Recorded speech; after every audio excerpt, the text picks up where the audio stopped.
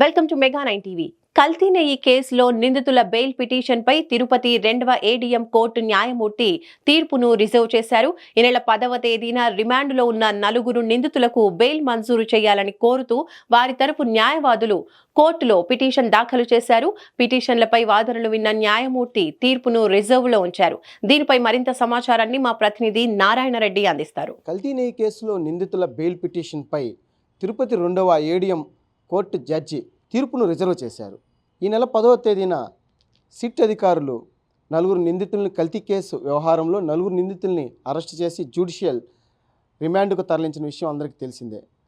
ఆ తర్వాత విచారణ నిమిత్తం సిట్ అధికారులు కస్టడీకి ఇవ్వాలని చెప్పి 2వ అదనపు జిల్లా న్యాయమూర్తిని కోరడంతో ఆయన 5 రోజుల పాటు కస్టడీకి ఇస్తూ సిట్ బృందానికి అప్పగించారు. ఆ తర్వాత విచారణ జరిగిన 5 రోజుల తర్వాత తిరిగి వారిని ఆ 4 నిందితుల్ని జ్యుడిషియల్ రిమాండ్కు పంపించిన విషయం అందరికీ తెలిసిందే.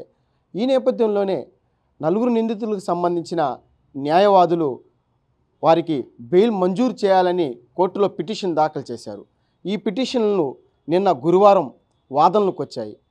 2వ ఏడీఎం కోర్టులో జరిగిన ఈ వాదనలకు సంబంధించి నిందితుల తరపున సుప్రీంకోర్టు న్యాయవాది వాణి వారి వాదనలు వినిపించారు.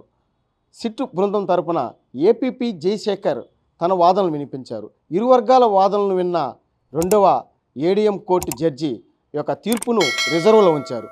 ఈ తీర్పును వచ్చే వారం సోమవారం కానీ మంగళవారం కానీ వెలువరించే అవకాశం ఉన్నట్లుగా కూడా తెలుస్తుంది. అయితే ఈ యొక్క కల్తీ నెయ్యి వ్యవహారానికి సంబంధించి అరెస్ట్ అయిన 4 నిందితులు 5 రోజుల పాటు సిట్ కస్టడీకి ఇచ్చినప్పటికీ అందులో 2 నిందితులు సహకరించడం లేదని వారిని తిరిగి తమకు కస్టడీకి ఇవ్వాలని చెప్పి కూడా సిట్ బృందం మరోసారి పిటిషన్లు దాఖలు చేసిన పరిస్థితి నేపథ్యం ఉంది. అయితే ఈ నేపథ్యంలోనే A3, A5గా ఉన్న అంటే భోలేనాథ్ డైరీకి సంబంధించి పొమిలిన్ జైన్ను అలాగే వైష్ణవి డైరీ సీఈఓగా ఉన్న అపూర్వ చావడాను తిరిగి కస్టడీకి ఇవ్వాలని చెప్పి కూడా యొక్క సిట్ బృందం కోర్టును కోరినట్టు తెలుస్తోంది. అంటే కోర్టు యొక్క పిటిషన్ను స్వీకరించింది. అయితే ఆ పిటిషన్పై విచారణ ఎప్పుడన్నది కోర్టు చెప్పకపోవడంతో దీన్ని హోల్డ్లో ఉంచినట్లుగా కూడా తెలుస్తుంది.